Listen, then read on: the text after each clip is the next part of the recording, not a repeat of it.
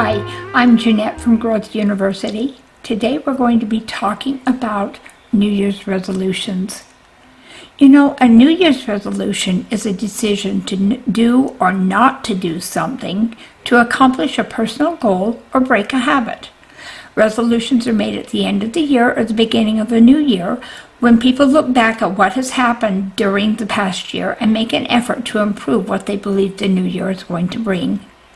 In our last episode, I talked about specific behaviors that people who are successful at making and achieving New Year's resolutions use. In this episode, I want to continue with the same topic because making a New Year's resolution appears to be a dying art, a result of societal attitudes that have developed over the last 4 generations. Today, research by Franklin Covey and others shows that 35% of us who make New Year's resolutions break them by the end of January, and only less than 10 to 23% of everyone who ever makes a New Year's resolution will see it through to the end. These figures appear to be typical of the findings of other research on all goals being set and achieved. I believe that it's related to why so many of us feel depressed, anxious, and unsettled regarding our place in the world that we live in. Now let me explain.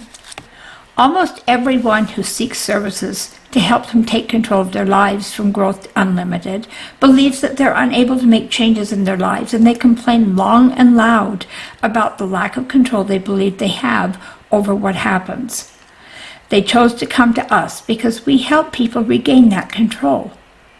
And it seems to be that because of the technological advances and improvements that have happened in our world over the last 50 to 75 years, along with the societal programs that have been implemented by governments and agencies, appear to have taken the desire that people had prior to that time to take the responsibility and control of their own lives, and it replaced it with promises of support and benefits that made the attitude of self-reliance and self-sufficiency obsolete.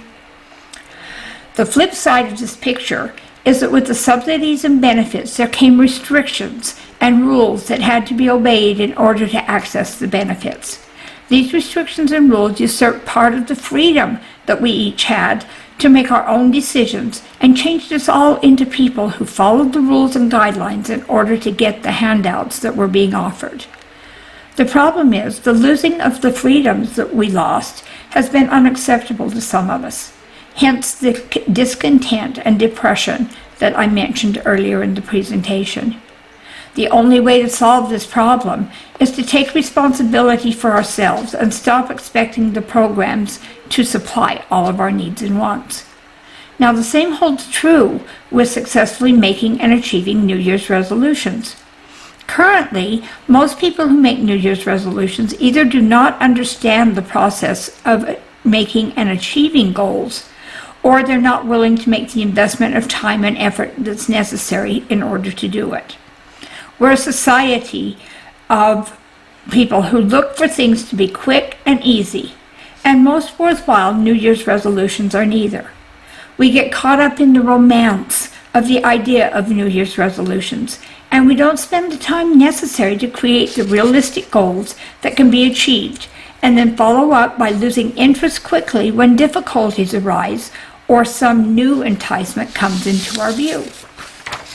Now, that being said, most experts agree that New Year's resolutions that are effectively designed and carried out are beneficial to the person who makes them. They give you time to evaluate yourself and your life and make improvements for your future. A fresh start and a clean canvas can always help put the problems of the last year behind you and help make the changes you need to make improve your life.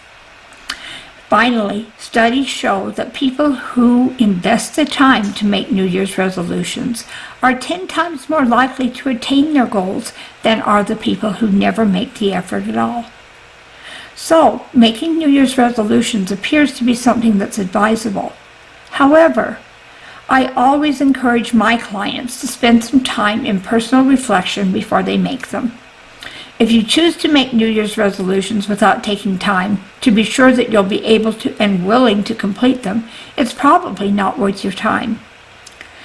In the episodes coming in this series, we're going to endeavor to help everyone decide whether making New Year's resolutions is something that will benefit them and helping them take control of their lives, by talking about the tradition and why it should be continued, as well as discussing reasons why some